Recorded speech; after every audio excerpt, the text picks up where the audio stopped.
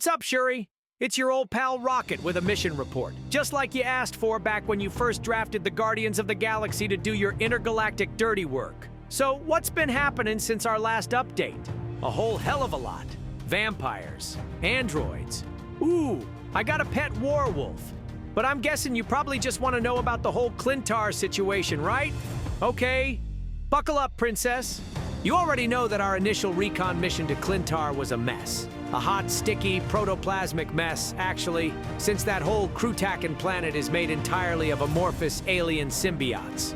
Their creator, some creepy, self-proclaimed king in black named Knull, was being held prisoner inside the planet's core by his own disgusting offspring. From what we could piece together, he'd been in there for millennia, but that lousy time stream entanglement woke him up from his long nap and got him in the mood to start causing chaos again.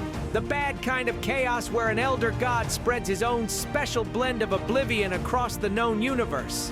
Fortunately for every living being in this reality, Knull was still too weak to bust out of his weird, slimy jail. But that didn't stop him from trying to expand his influence by corrupting other gods in hopes of feasting on their divine codex to boost his own strength. When he managed to turn your fancy panther god Bast to the dark side, that's when you realized something was wrong and called us in to take a closer look. And it's a good thing you did.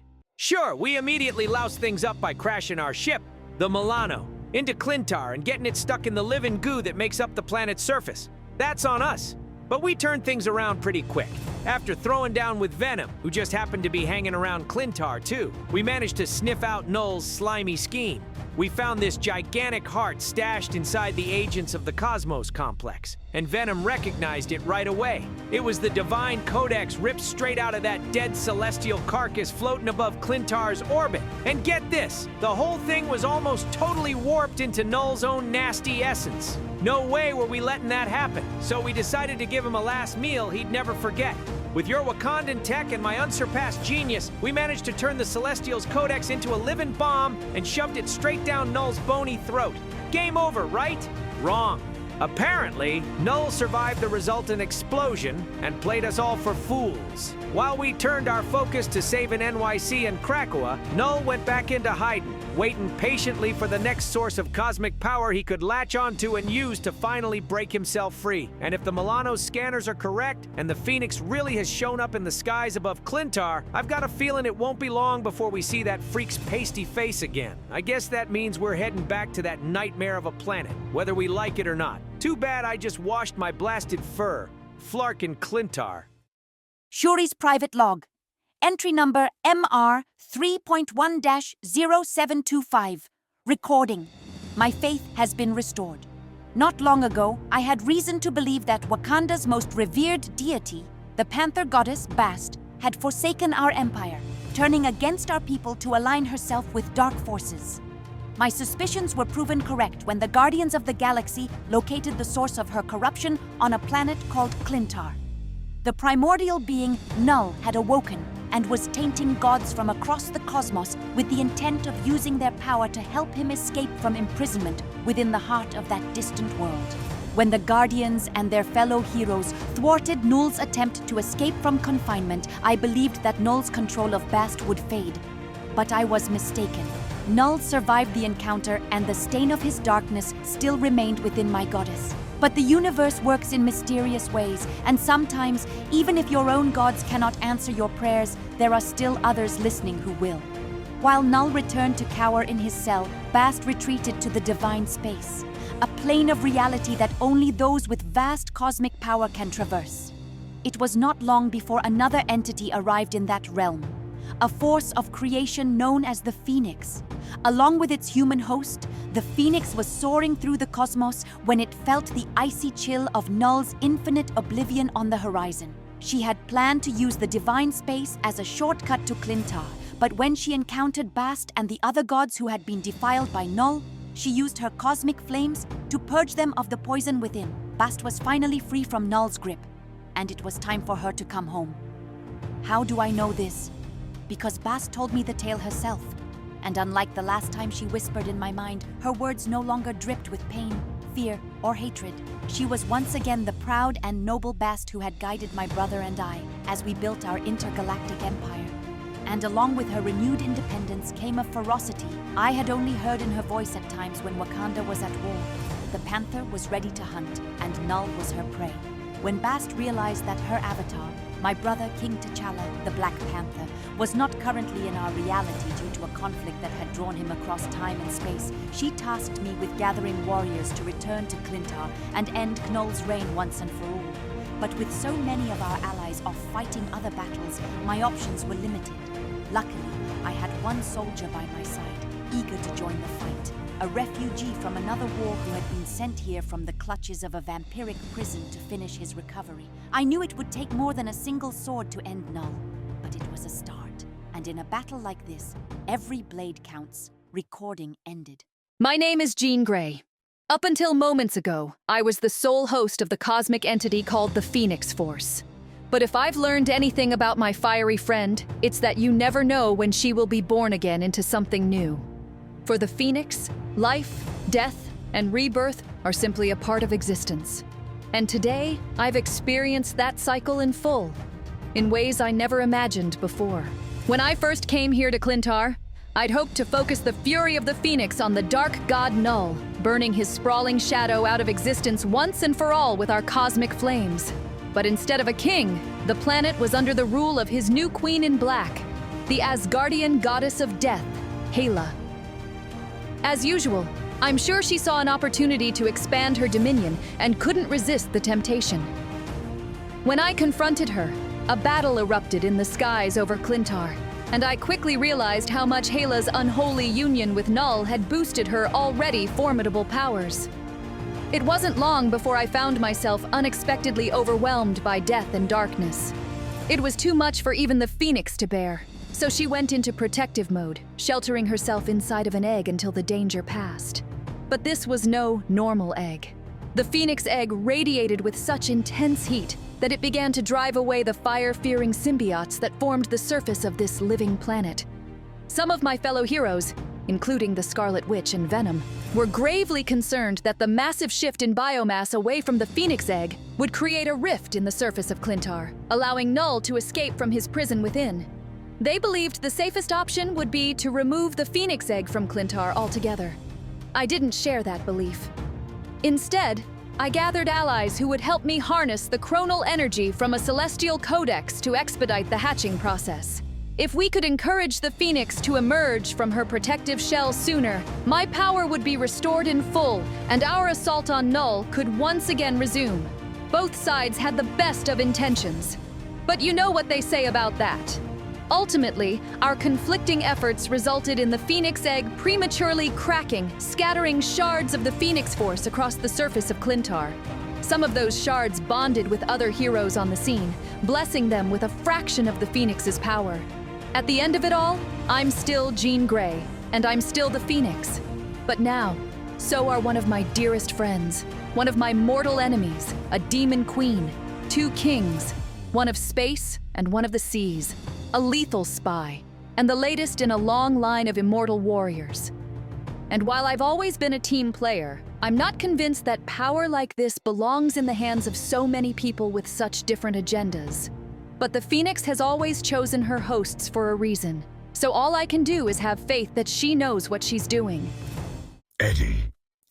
Edward Brock, wake up at once. What on Klyntar is happening?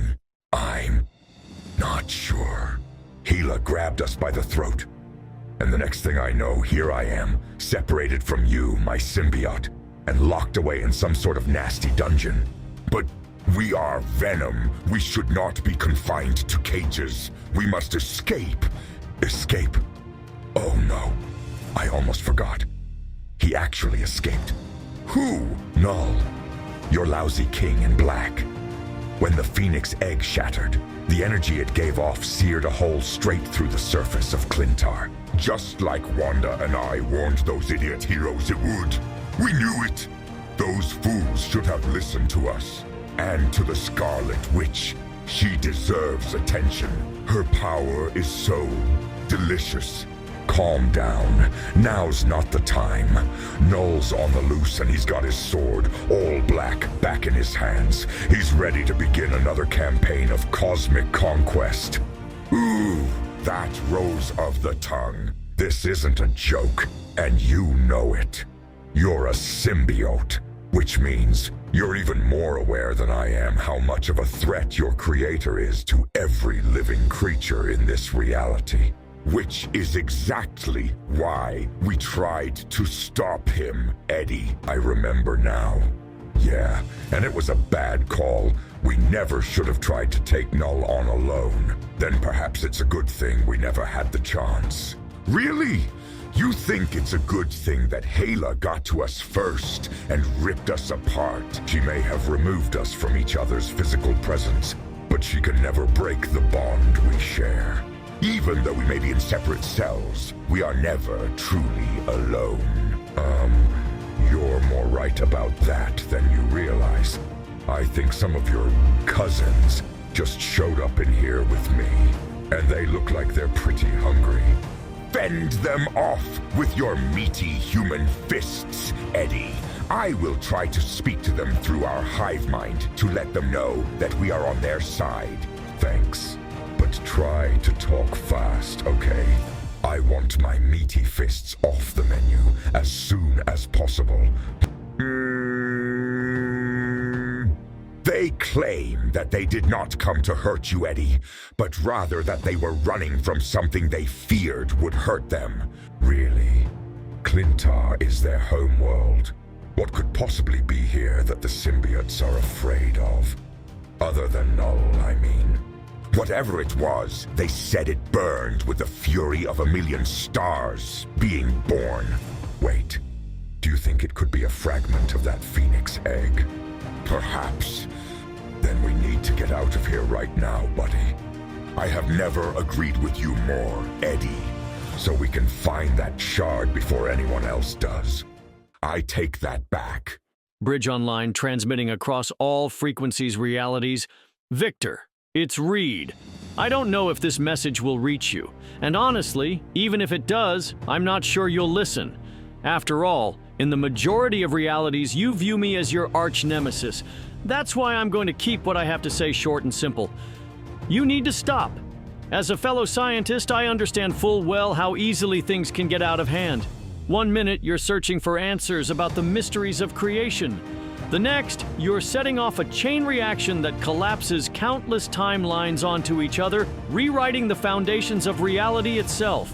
We all make mistakes, but it's up to men like us, with the mental capacity to understand the effects of our actions on a universal scale, to know when we've gone too far. And this time, Victor, you've gone too far. I don't blame you for the time stream entanglement. While I know it was your insatiable curiosity that caused the initial spark, I'm well aware there were other forces at play that sent things cascading beyond your control. Once the damage to space-time is repaired and reality is restored to its original state, I'm sure you can be forgiven. Someday. But it's your more recent actions that have left me confounded. The Victor Von Doom I know would have done anything to set the universe right once more, even if it was ultimately to prove his superior intellect and bask in the glory of being the savior of all that is.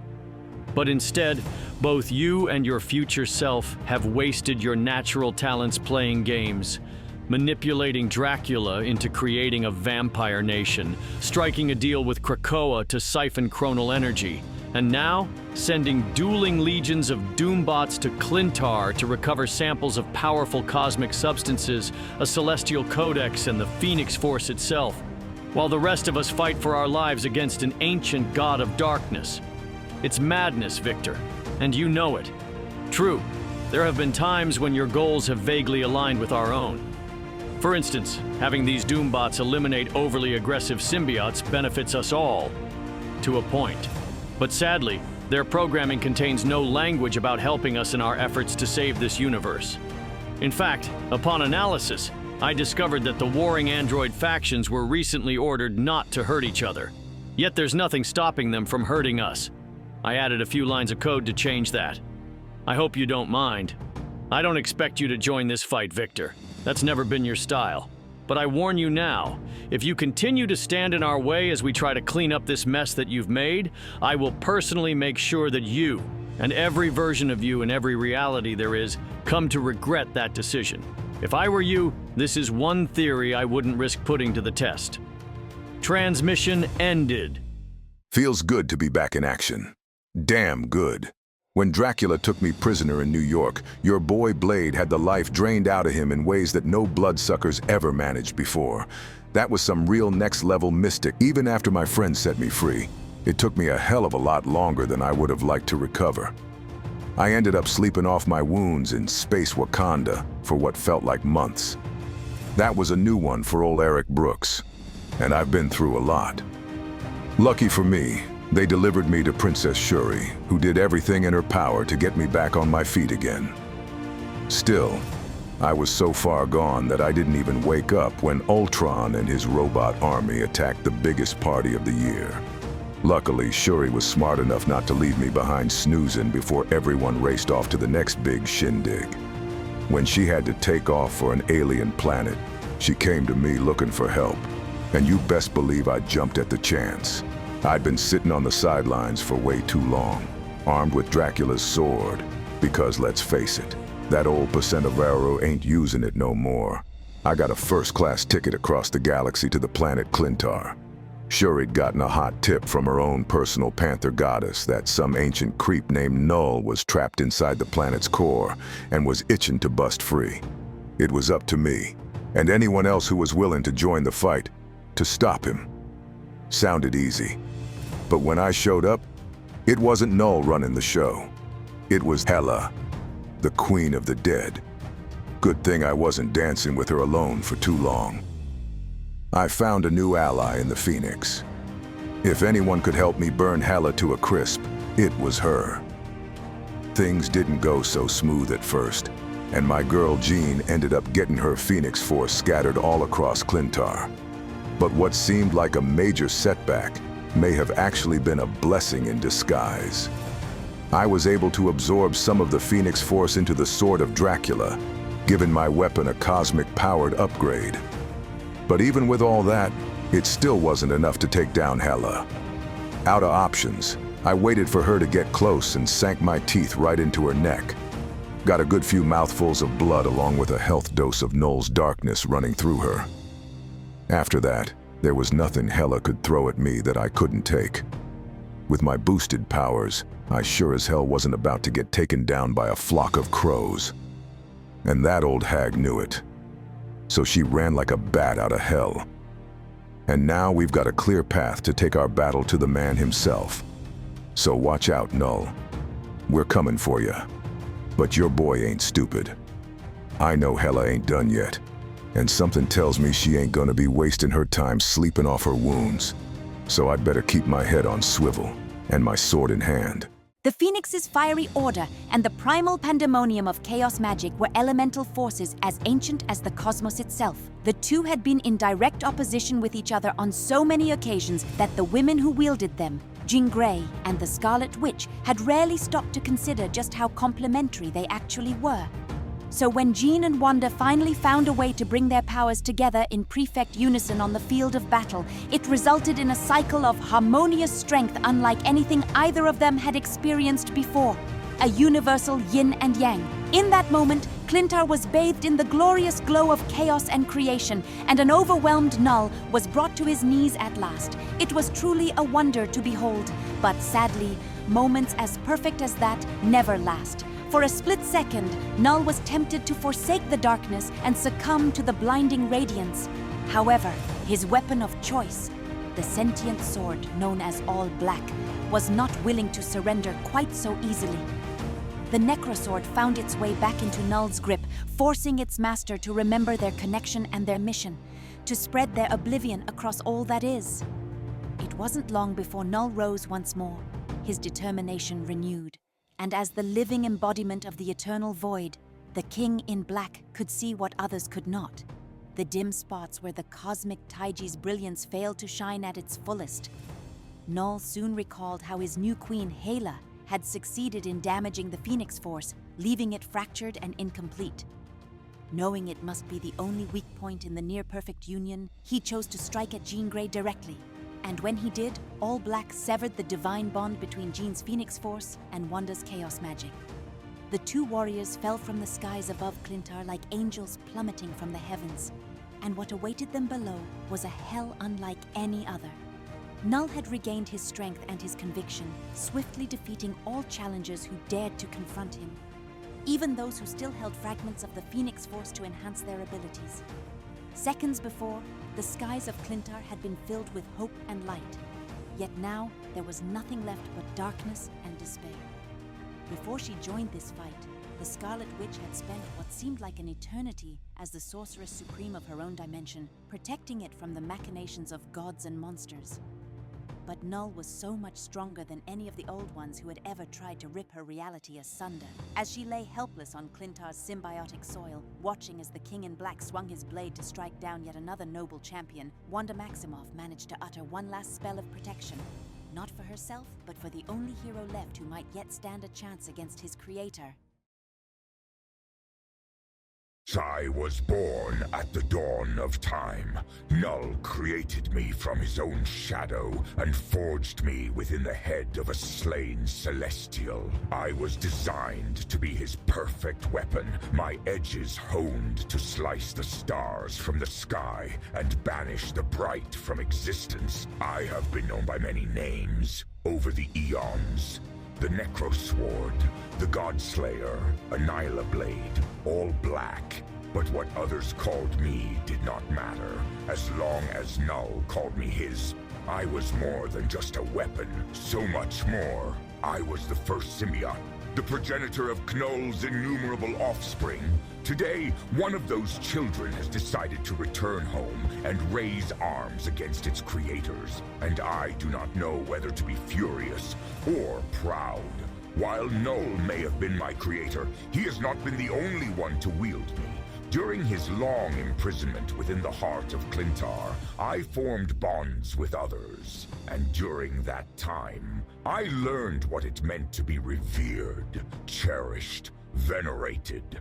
Knull had treated me like a servant, created only to do his bidding.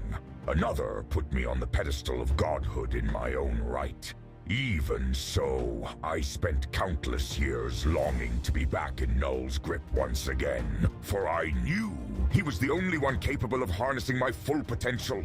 Or at least so he had made me believe. But this child, this venom, came to Klyntar to face his ancestors and end our reign. And he has a weapon of his own, a sword steeped in ancient magic, enhanced by the fire of the Phoenix. If there were any blade in this universe capable of matching me in battle, this would be it. Though I know he has just claimed this sword from one of his fallen allies, he somehow wields it as deftly as Knull wields me, as if it had been in his hands for all eternity.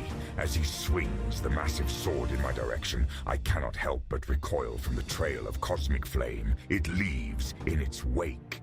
It is a primal fear that I have carried with me since I was crafted in the blistering fires of the Celestial Forge. A fear that I passed down to all those I spawned. But this child, this venom, does not fear the fire. And from the look in his eyes, I begin to wonder if he fears anything. And that's when it becomes clear. This symbiote has risen above its station, fueled by the love shared with its host. It has transcended its god and ancestor by achieving a perfect bond with its human host. The kind of true symbiosis I have always longed for, but have never been offered. For the Abyss does not offer love. Even though it is likely Knull will win this battle due to the sheer level of dark power he possesses, I cannot help but wonder, who is the true king in black here? And more importantly, will the hands that worshipped me ever hold me again? Even with the flames of the Phoenix igniting our blade, Knull was far too strong. We failed. Maybe you didn't take out the target, but you did manage to distract that freak long enough for me to whip up a new plan. And this one's a doozy. Whatever you've got in mind, Rocket, I'm on board. Yeah, You might change your mind when you find out what your part in the plan is, Red. See, the way I figure, your pal the Phoenix is good at two things. One of them is being reborn, which means the other is... Dying. Bingo! Death and rebirth. It's kinda your whole shtick. And from all the stories I've heard, you've been stabbed more times than I have pruning Groot. Anyway, if I'm getting the gist, when the Phoenix's host dies, they get reborn in some sorta extra-dimensional nexus made of pure cosmic light, right? The White-Hot Room. If Knull were to be trapped in such a place, its pure radiance would eradicate his darkness, wiping away his stain from existence for good. Perhaps that's true. But there's no way to get Knull into the White-Hot Room. I would never risk transferring even a fraction of the Phoenix Force to him. He would become infinitely more powerful. We'd never be able to end his reign. You're right. That's why you've got to die instead. If I'm going to sacrifice myself, again, I need to know it's for the right reasons. What makes you think I could take Knull down with me? A while back, my ship crashed into Klyntar and got stuck in the planet's symbiotic surface. At first, I didn't know how to get it out.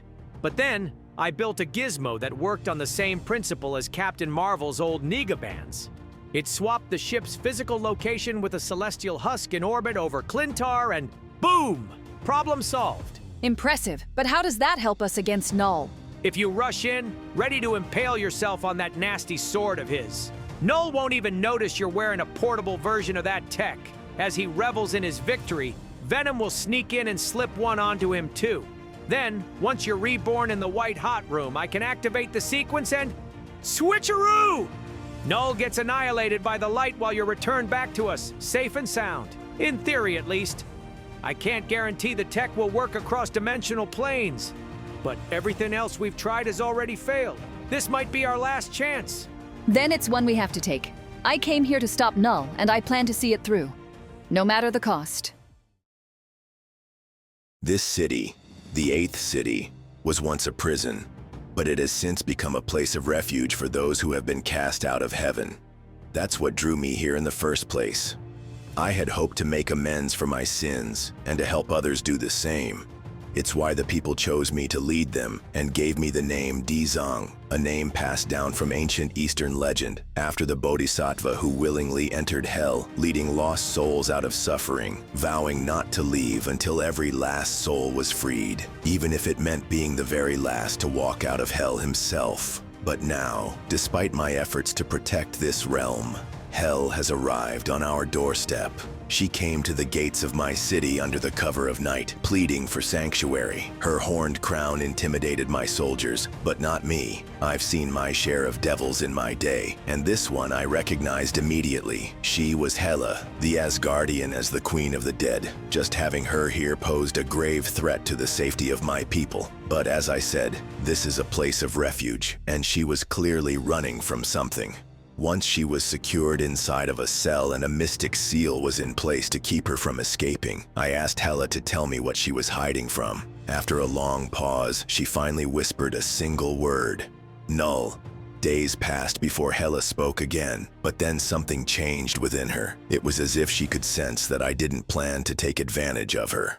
It wasn't long before she asked my guards to summon me so that she could tell me her tale. I listened silently as Hela recounted her journey. How she had traveled to a distant planet to seize an ancient power. How she had forged an unholy alliance with a dark god, granting her abilities beyond her wildest dreams. How she had almost triumphed before a half-human warrior vanquished her with his burning blade. And how, in fear of her dark god's retribution, she had decided to flee from her failure and seek asylum as far away as possible. But now, she could feel her new powers fading, which meant that Knull's reign had been brought to an end. She seemed relieved to be back to her old self again, and implored me to set her free. I thanked Hela for her honesty, but told her that she would have to remain in her cell until I knew she could be trusted. Even though her powers had waned upon Knull's demise, she was still a traitor to the Chronoverse. Here, in the 8th city, we believed in second chances, but we also believed they had to be earned. As I walked away, I could feel Hela's icy glare following me. I could hear her black heart beating with rage. I turned back and informed her that being confined to her cell might be a blessing in disguise. After all, she had many sins to atone for, and while I would not be the one to judge her guilt, I had a feeling her own kin would come to deliver justice soon enough. If you made it this far, you're a real one. Don't forget to like the video and subscribe for more Dunspace content.